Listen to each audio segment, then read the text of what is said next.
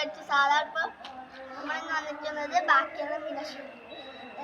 Guys, നമ്മളിന്ന് ആദ്യമായിട്ട് puttu ice cream തിന്നാൻ പോവാണ്. ഞാനും നന്ദന ഇതുവരെ കഴിച്ചിട്ടില്ല. അപ്പൊ ഇന്നത്തെ വീഡിയോ പുട്ട് ഐസ്ക്രീം തിന്നണ വീഡിയോ ആണ്.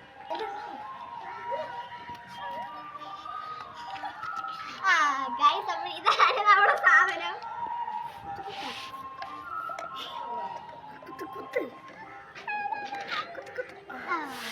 ഗൈസ്, അപ്പോൾ ഇതാണ് നമ്മളെ സാധനം. ഞാൻ